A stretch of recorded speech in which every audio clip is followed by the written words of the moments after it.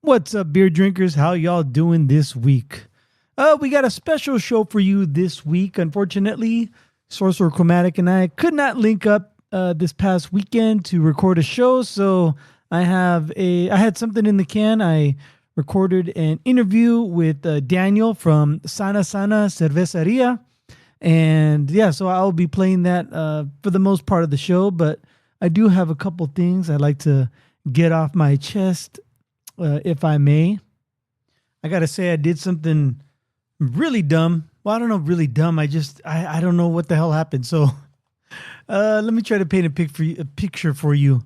The other day I went to so I recorded, for those of you who heard it, I recorded a Tap That Takeover, and I recorded it with the guys from Oral Brewing in Golden Oak Barbecue and Tap Room, and I had it on my little micro disc, my micro SD. So my mixing board has got a slot in the back for a micro SD card, and I recorded on everything on there, and it should timestamp it and everything. But so when I went to put it in my laptop and download the file, I didn't see it anywhere. I recorded it the first Sunday of June. And so I was looking all over the place for, like, where the hell is it? It should be here. Most definitely should be here, because I know I put it in there. I remember, because I've done it before. I forget to bring it. And regardless, the internal memory of my mixing board also has enough space where I could record a short show. I can't record hours on end, but I should be able to record a small little something, right? And so I couldn't find it on the micro SD card. The last entry was May 28th. I'm like, dude, I know I recorded in June. Maybe I forgot to put the micro SD card in the slot in the back of the mixer, or maybe I put it in there, but I didn't click it. It didn't click in, or maybe it got gunked up in there, and the connection's bad, or maybe that micro SD card is bad, right? So I look in the mixer. It's got a LCD screen. It's got an interface, and I'm searching all the way through, and it's got nothing. It has no recordings. I'm like, what the hell's going on? Did I mess up? What's going on here? Why? So I'm clicking all these buttons, and eventually I reset the mixer. I'm like, I was pissed. I'm like, why doesn't I couldn't even get it to record me right then and there. I was like, why isn't this recording? I know I recorded something. I saw the little button go green. I have a little button, a record button on the mixer, and when I hit it, it goes green. When there's a micro SD card in there, oh no, it doesn't go green. It goes red. I'm sorry, when it's recording. When I put the micro SD card, it turns green. When I take it out, it turns blue. Regardless, when I hit the button, it goes red. And I know I saw it go red. I always look at it now because, I messed up before. And I'm like, what's going on? I'm like, oh my God, like, it didn't record.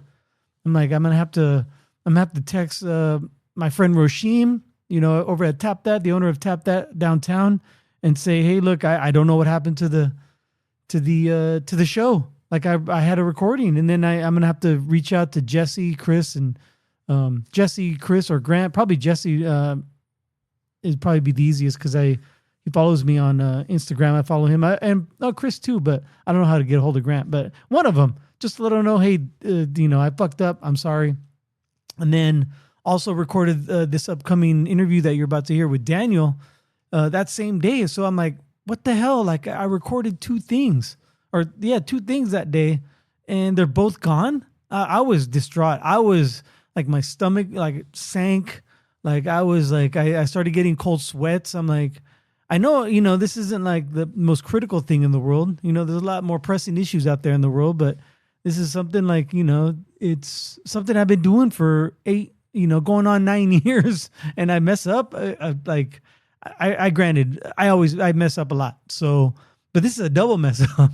So I was like, I didn't know what to do. So I sat there for a while.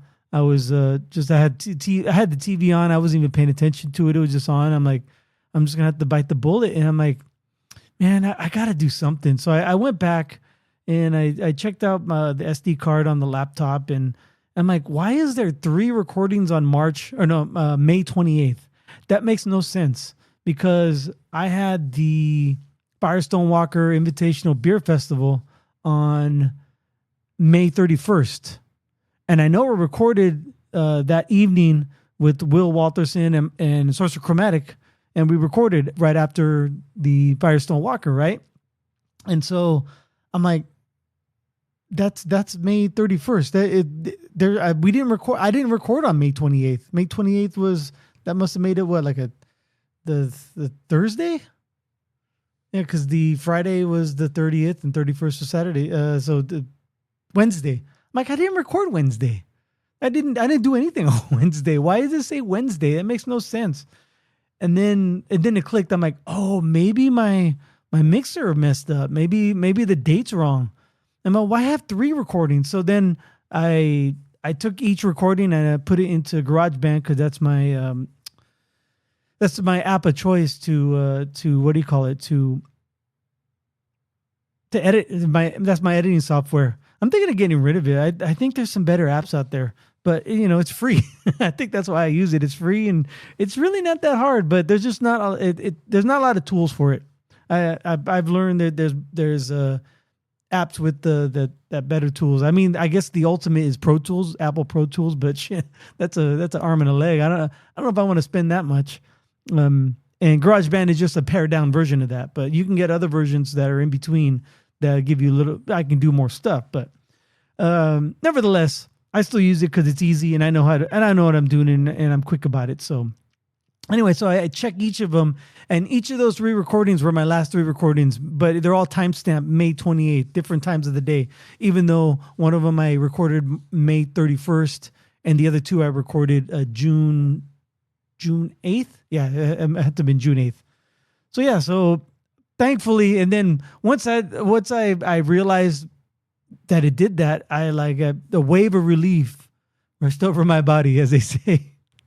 And then I was able to edit the interview I did with Oro, with Jesse, Chris, and Grant, which I hope you heard. It's really good. I mean, I love barbecue, so I can't wait to try Golden Oak, and they're gonna have some good beers there. They'll have mostly Oro Brewing. They'll probably have a few guest taps, and of course bottles. You gotta have bottles. I think we talked about that in the show though, but it was a couple weeks ago, so I kind of forgot, a little bit of everything. But anyway, yeah. So what I'm about to play for you is my interview with Daniel from one of the co-owners of Sana Sana Cerveceria. Daniel was really nice. Like months ago, like when they started building out, he reached out to me and said, "Hey, if you ever want to stop by check it out." I'm like, "Yeah, man. I'm gonna be I forgot. I think it was that the day I recorded with shoot, I forgot his name, but from Moto Sonora. He was up here, and Daniel came and met us over at Tap That Downtown, and he talked with I think his name is Jeremy from Moto Sonora, and it turns out they had the same contractor for the build out, so they met real quick, and then Daniel and I hung out afterwards. I think we went over to Greenwood. And then we just talked for a while, and he showed me, first he showed me the spot. Then we went over to Greenwood and had a couple of beers and talked, and told me his vision for it. And man, now that it's up and running, I think it's exactly kind of like pretty much what he expected it to be. And now when we talked, I think running it kind of threw him for a loop because you expect one way, and then something totally different happens, and you have to pivot and adapt. And so but yeah, Sana Sana is one of my favorite new breweries. I know I shouldn't play favorites. I should be very impartial, but man, I can't help it. I love that place. I feel really good in there. Their beers are good, and I just like the vibe in there. I just feel like it's a great place to be. I wish I lived closer, but at the same time, I'm glad I don't live closer, because I think I spent all my money over there. So it's cool because I'm definitely gonna get there once a month. I'll be in town or around there once a month, so I should be able to get there at least once a month after I do my recordings over at Tap That. For any of you out there, every first Sunday of the month, I record at Tap That, and we have a few already lined up for the next couple of about next 3 months or so. we got stuff lined up. So got a shout out again to Roshim because he's the one who sets that all up. But it's up to me to get out there and do the interviews and not fuck up. So yeah, I'm really happy that I'm able to get there once a month because now I can go get up to or can go over to Sana Sana and have a beer or two before I go home. Now, granted, I usually drink one, maybe two beers when I'm over at Tap That. Sometimes I'll have food, and so if I go over to Sana, I'll probably have maybe one, limit two, depending on the ABV. If I get a strong one, I'll probably just get one. Maybe I'll get it to go. I don't know if they have a crowler machine yet. Maybe they do, but then they got a lot of great beers there. But yeah, before I get to the interview, I do have a beer for this. So after the interview, stay tuned for my rating. This one comes to us from our good friends down in Tombstone, Arizona. That's right, from Tombstone Brewing Company. I have their session IPA called Little Baby Wyatt. It's, to be honest, a little high on the session side. I'm used to like for sessions like 4.2. This one's 4.9% ABV. So it's just a tad on the high side for a session. According to the can, first released during Wyatt Earp days with the name inspired by the famous lawman. The session IPA is bolder and more intense than most double IPAs, but with far less alcohol. Made with Idaho 7 and Citra hops, it is peachy with noticeable citrus, mango, and guava. So without further ado, pop off. And it's now that I changed or I reset my mixing board, it changed all the sound pads. So I used to have the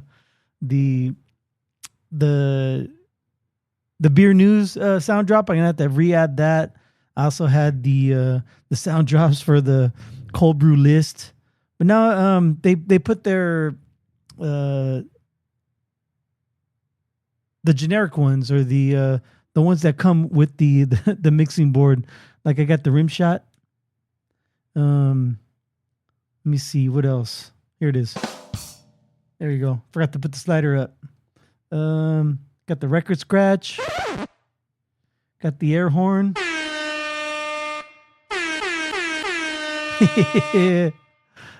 Yeah, so they got a lot of stuff. Oh, the sad trombone. What else did they have here? Oh yeah, I could do disguises on my voice, like, hey, what's up, guys? Thanks for listening to the Cold Brew Podcast. Or this one's called Large Robot. Hey guys, it's Small Robot. Yeah, so they got a lot of they have a lot of or I could bleep myself. Anyway, but I'll have to add the other ones in because I still want to use those. But all right, so back to this Little Baby Wyatt. It's good, man.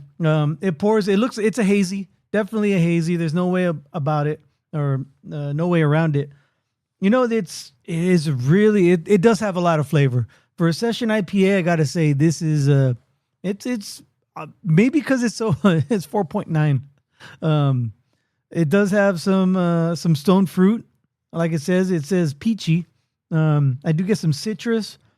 I don't know about guava and mango, but I'm getting some peach and some citrus and some kind of tropical fruit notes to it. And maybe a little bit of bubble gum in there. I don't know if I'm reachy with that one, but yeah, it's for a session IPA, it's very flavorful for a session IPA. Usually with the session IPAs, I'm left lacking. Like, is that it? Like I'm waiting for more. I'm waiting for more of a punch, but it's like a watered down version of an IPA. This one tastes like a real IPA, 4.9%. It's just right there. It's right on the doorstep of a real IPA, but I guess it's a session because I've had the what is it, the Spanaverp, and I think they have I forgot what the other herb was called, but yeah, they have a couple of them. And then their Oregon Lots, those are big, bold IPAs. But you guys heard that when I was talking with Matt Brown from that Tap That Takeover from a couple months ago. All right. I will rate this beer later after the interview I have with Daniel. So before we get to that, I got to do the plugs. Don't forget to follow us on Untapped and on Instagram. You can listen to the show on Spotify, Apple Podcasts, YouTube, and on podbean.com. All right. So without further ado, it's time for Daniel and I to talk about beer.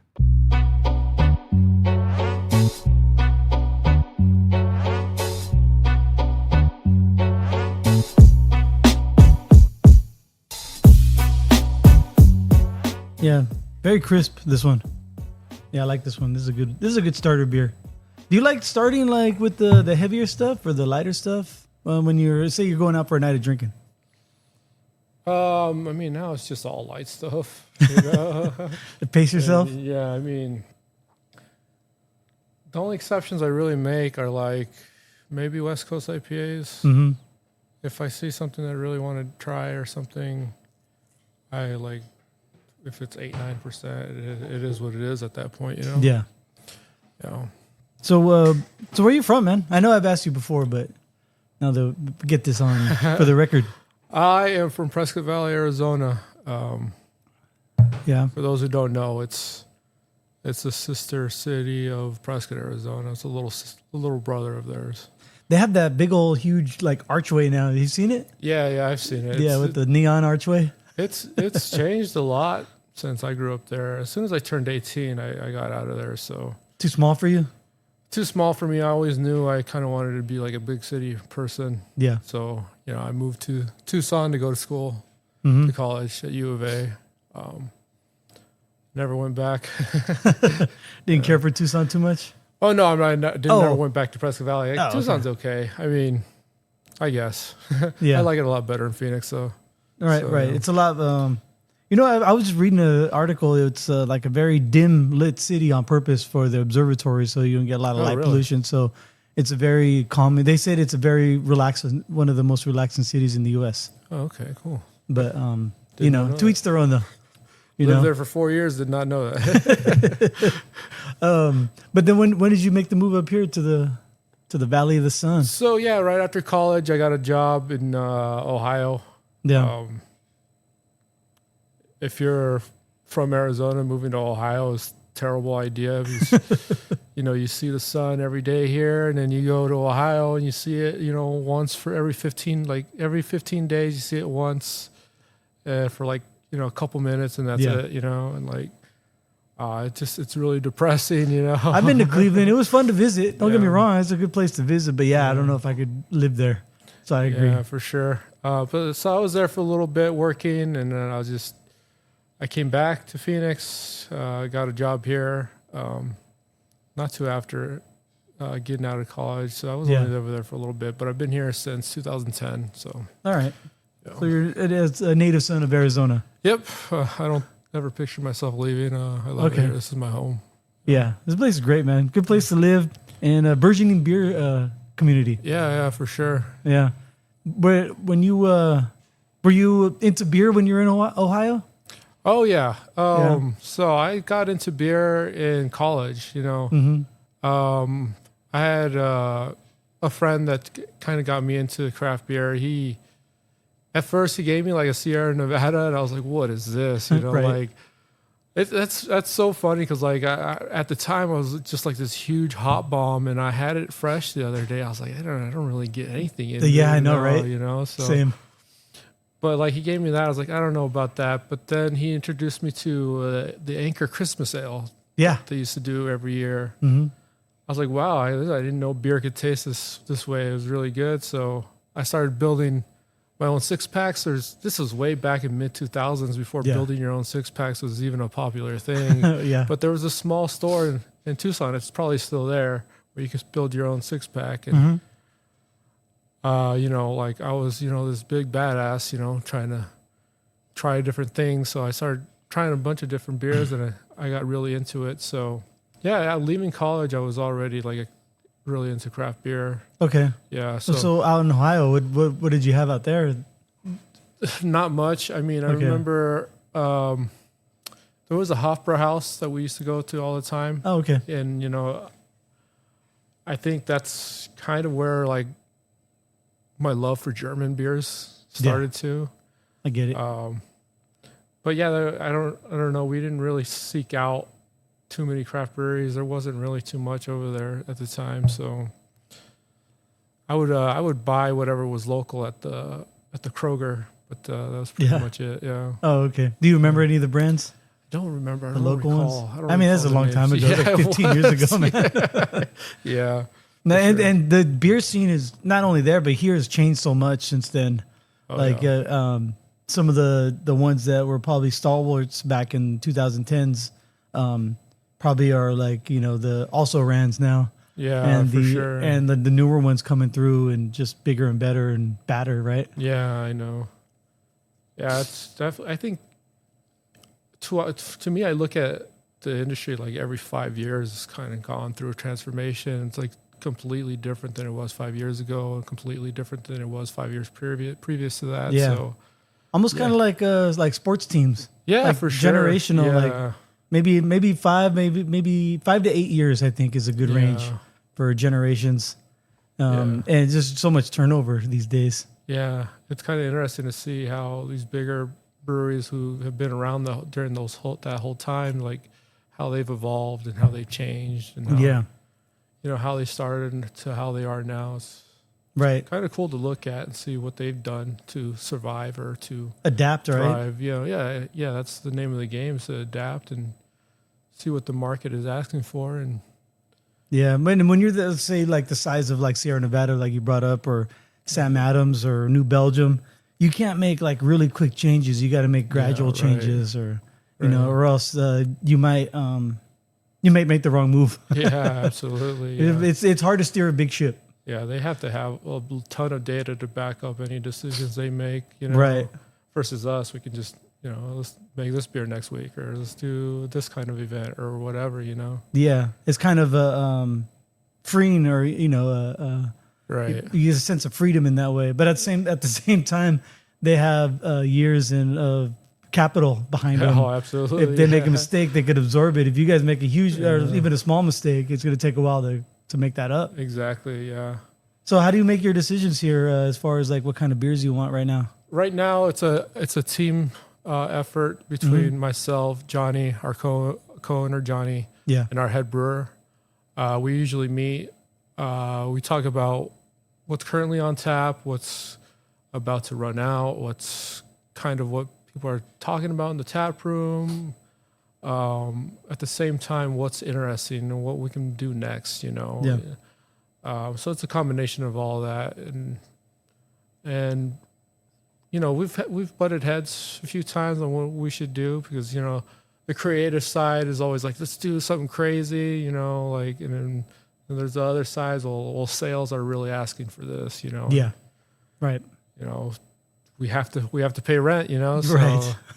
So a lot of times that will win out. So, but we're excited. We have a ton of ideas that we haven't even scratched the surface, I think, of what we want to do here. You guys have like a notebook to like, we couldn't do this one this week, but maybe the next month we have a bunch of beers lined up like that. Exactly. Yeah. For sure. So where'd you get your head brewer from? What's his name? His name is Greg Suchland. So Greg, we were fortunate because we had put an ad out on Pro Brewer looking for a head brewer. At the same time, we had just got this building. And we were fortunate. He applied. He came here via California. Yeah. And he just had been working as a bartender. Thought he had left the brewing industry forever. But no, I mean, he started to get the itch again, and our ad really popped out to him. Over there, he worked for Hellsman. He was a head brewer there. It was just a little brew pub.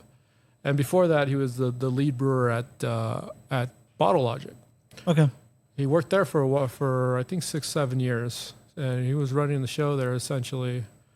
That's a pretty big brewery. Yeah.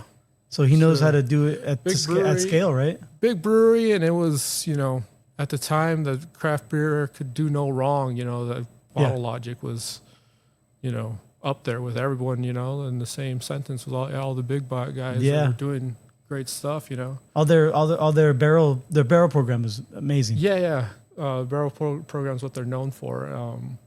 They kind of got pigeonholed into that, just because they were so awesome at doing that. Right. I think it's nice to see Greg have the opportunity to do other beers here that he knows he had the capability of doing. Where we still plan on doing barrel aged stuff. Don't get me wrong. He has the talent, the know how, like the experience, and we still want to do that for sure. But he still had all these other capabilities of doing all these other beers that he wanted to showcase, and I think it's a pretty good platform for him to do that. Yeah, because when it comes to brewers, it's funny because the more brewers I meet, the more they're like, oh, I like traditional styles, or like I want to brew a lager, or I want to try a wild ale. All the stuff that takes really, like, you have to be really on your game for it to come out right. Whereas like the old quote, the Todd Helton quote, you could throw a dead cat in a stout. Yeah, exactly. And fortunately enough for him too, because like, as you mentioned, lagers, brewers love making lagers. They love drinking lagers. Here, I mean, we're planning on having 3-4 lagers on at all times. Okay. And that's not just for us. That's, Sana Colada, our Mexican lagers, outsells, the second place beer by 3 times. So wow, did you expect that? We expected it to be the number 1 seller, but not by that much. Okay. So we definitely have the market that's demanding lager here, and that's great for us because that's what we love to do. Like that's what we love to drink. Yeah, I mean, it's not a brewery where most breweries like IPAs are number 1 seller. Yeah. So yeah, I mean, it's been really great for us to have that do so well, I guess. So you guys always have to have that on tap. We ran out of it, and we're like, let's never run out of it again. we got to make sure we have always some, in the back production cooler, like just ready to go, because we cannot run out of this again. Well, that's I mean, it was a good lesson learned. Sometimes it was a mistake, but you realize that you ran into that wall, and you're like, let's never do this again. So yeah, that's awesome. It didn't hurt you too much. Yeah. Thankfully, no. I mean, it was only gone for maybe a week and a half, but oh wow, that's quite a long time. Yeah. So, how did you come up with the name Sana Sana? Well, I can't take credit for it. Me and Johnny had been throwing around names for, I don't know, maybe a couple of years. You guys were planning this that long ago, huh? Longer than that. Okay. So, I mean, how did you meet Johnny? So Johnny actually was growing up. He was my brother's best friend. Okay. He went to the same middle school as us, and then in high school he actually moved down to Tucson. But him and my brother remained close. Yeah. So I've always known Johnny for ages. So it's like he, I mean, to kind of sidetrack, but like, the origin of this brewery were like, he had moved to Phoenix. Yeah. And, he didn't really know anybody here besides me. And then I started inviting him to beer events. Yeah. Back when Bolters on Broadway used to do their crazy barrel aged events. And he was like, wow, I didn't know beer could taste like this. And we just, went crazy, in lines waiting for beers like every other beer nerd out there. You know? So you turned him into a beer nerd. Yeah, and then I started pitching him the idea of opening our own brewery. So this idea was already in my head too. A little seedling back in the day. Yeah. So that's kind of the origin and how we know each other. The name, like I said, we had been tossing names around. We knew it was going to be Cerveceria. We knew we didn't want to, compromise on that part, But the other part, we wanted something to resonate with our intended audience, Yeah. And, he just threw it out there one time. I was like, to me, that's perfect, because it's a saying that if you know, that if you read Sana Sana, you know what it means, and this place is for you, this is the message we want to convey, you know. Mm-hmm. And then it has, you know, the double meaning to it, you know, the Sana Sana Colita Rana. It's a healing Yeah, I was going to say that. Yeah. It's a comforting word Right. or phrase. phrase that your grandma, your mother would tell you Mm-hmm. when they would rub, you know, a boo boo that you had or something. A coco. A coco, yeah. So yeah, like to me, it was perfect. I was like, okay, let's do it. Let's trademark it. Let's Mm-hmm. get it moving forward. It's worked out well for us. We still love it to this day, and our customers love it, and even the customers that don't really know anything about it, it's a story to tell them as well, you know. Yeah, So it's a good conversation yeah, starter. for sure. What were some of the other like runner-ups? Oh, I don't even want to mention them. I knew. I think I knew it wasn't going to come from me because that's not really my wheelhouse to be creative with like marketing or like Okay. you know, names for things. But so the stuff I would throw out was just like I don't know, like simple stuff like cariño or stuff like that. I don't know. Yeah. And was it always your intention to lean into the Mexican American culture? So yeah, initially, I mean, we go like I said, we go way back on how long I've been wanting to open a brewery. Mhm. But initially, it wasn't. I just wanted to open a brewery. But Okay. you know, talking about it more, I think Border X had just opened up in San Diego. Yeah. And we're like, that's really cool. We should do something like that here. And then I got a job where I got sent all around the country, and I was seeing the cervecerias everywhere. And I was like, that's crazy that there's nothing here like that. Yeah. So I kind of just cemented that we needed to do one here. And like, it's so natural too, because that's what we know, you know, like we're not trying to be something else. We're not trying to have any other kind of gimmick. It's who we are, you know. Yeah. And it's something that you're comfortable with and you can really do wholeheartedly, I would think. Right. Yeah. Exactly. And you guys found all this great talent to help you with like the marketing and the So, decorations and all that?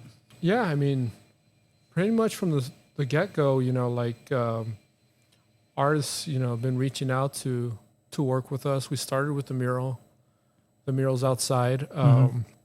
One artist introduces you to another artist who introduces you to another artist, and I'm Yeah. pretty sure pretty soon you're in the community as a name to someone to work with, and then the artists start reaching out to you. I mean, we have artists dropping off art all the time, you know, like we don't have too much place to put it, you know, but Yeah. like we appreciate it, you know.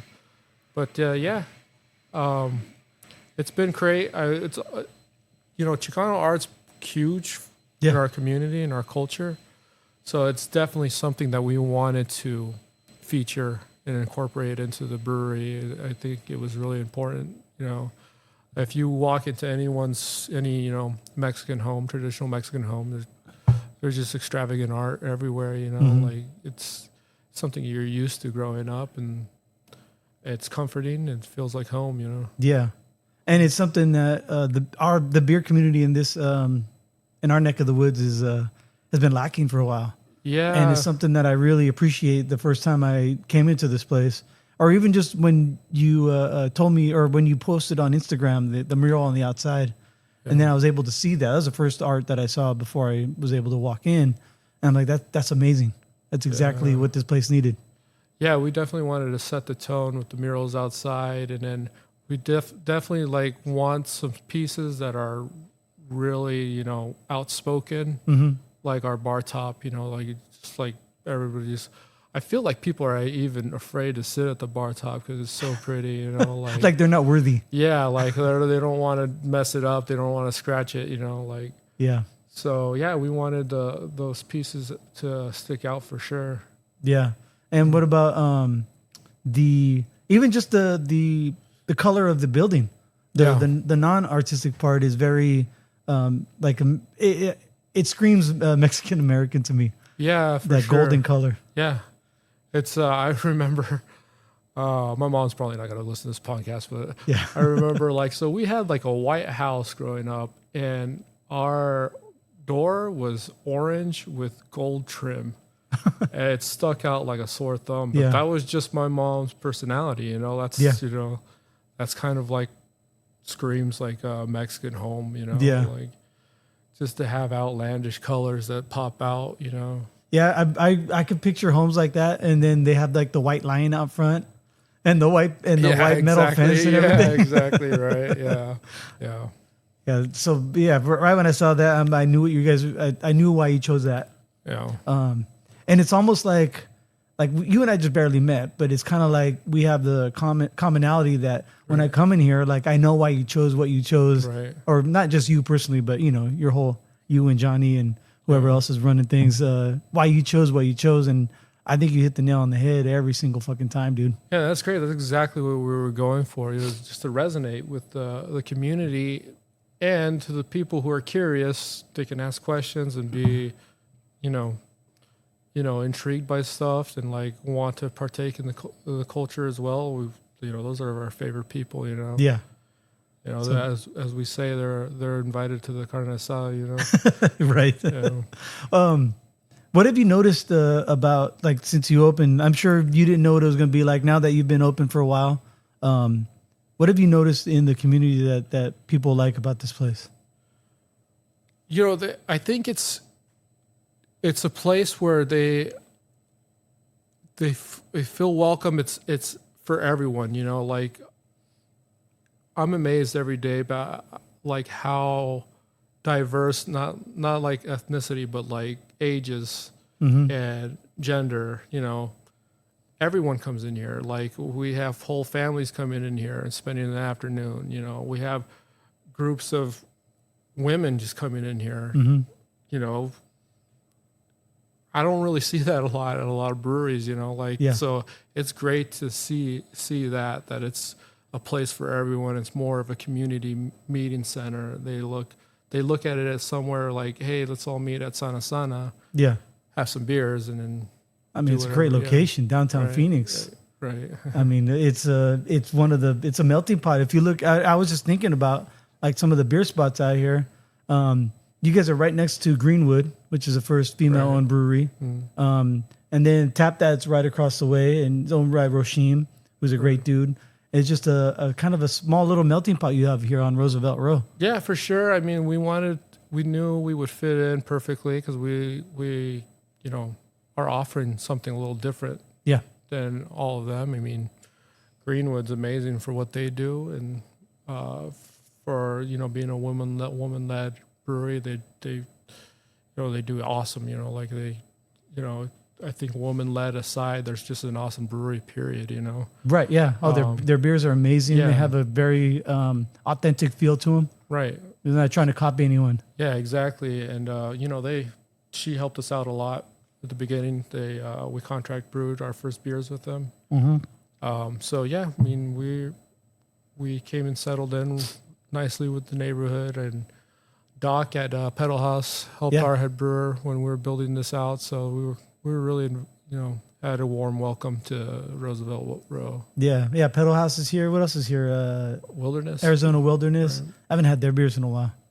Yeah, I kind of started getting into the wild ales this past weekend. Okay, cool. So I know that. Have you guys thought about doing like wild ales, some crazy styles like that, or not yet? Not wild ales. I don't know if we're ever gonna do something wild. I mean, that would be awesome. I used to be a really huge nerd into the Milk the Funk type group, but no, I don't know if we'll ever do that. But definitely something like big beers and barrel aged beers is something we would do down the line. Yeah. Right on.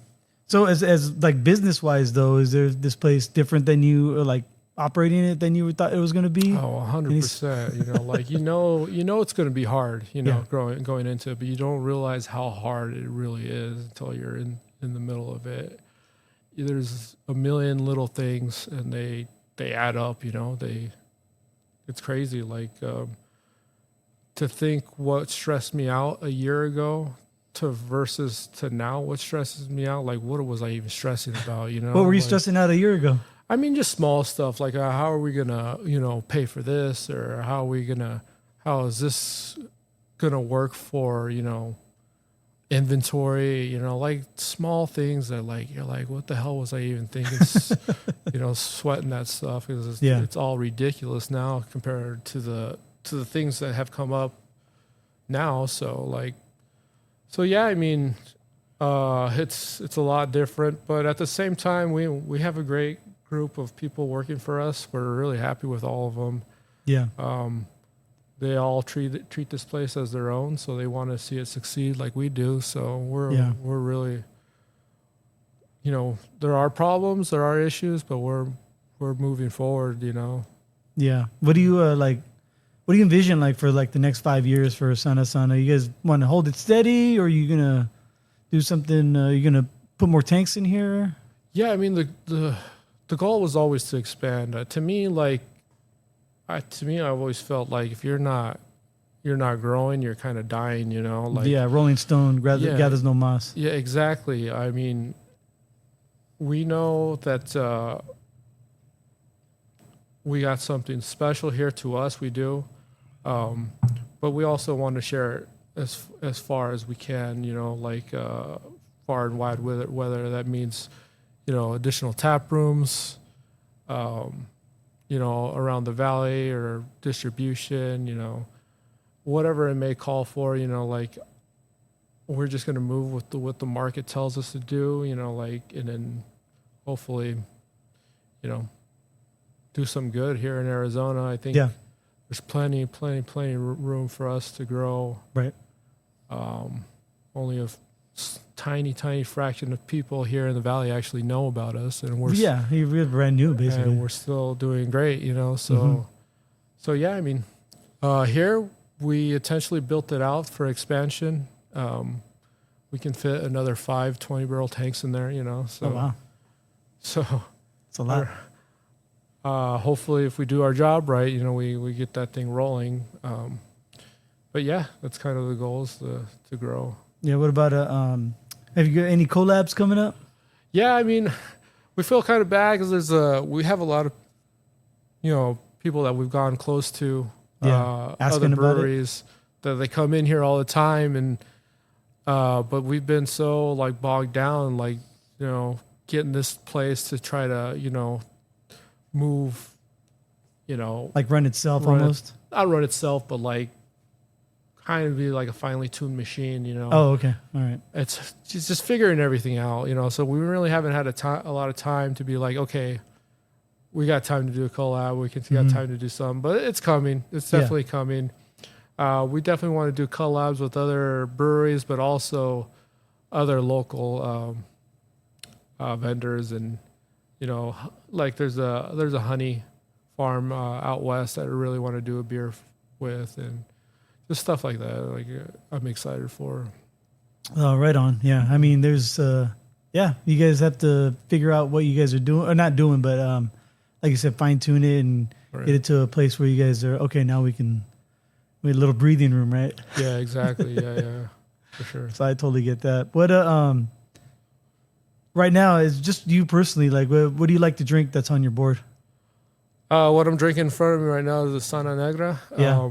I can drink it all day. To me, it's the perfect dark lager, where I think some people go a little too crazy with the complexity of the flavor of dark lagers. Yeah. To me, this is exactly what I need. I mean, it's refreshing, and it has that little, it has the flavors you want in a dark lager, the molasses, that little bite of caramel, but not too much of it. It's there. It just comes from the darker malt. Yeah. That's it, right? It's there. It's present, but it's not too much, and it leaves you wanting to drink more, and that's what I think it's perfect about it. It's dark, as far as like the Mexican lagers go. They use the dark ambers that you usually look, to me anyway, more like an amber. That one's more like a brown. Yeah, it is for sure.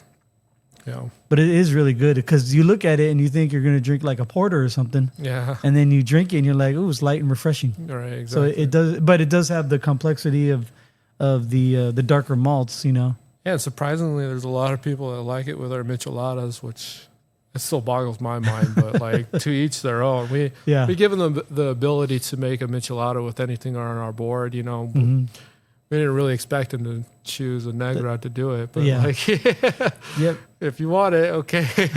We'll make it's on the board. We'll make it, right? Yeah, right. Hey, Daniel, thank you so much, man, for inviting me in here. For sure. Even before you guys opened, you reached out, and I always considered you a good friend. Yeah. And you walked into this place when there was dirt everywhere. So the trenches crazy. And everything were just being dug. So I really appreciate that. You invited me in early, and Absolutely. I feel like even though I don't work here, I feel like this is kind of like my place too. Cool, man. I wish I would live closer. That's my only regret is I don't live closer to this place. Yeah. So thank you. Salud. Salud.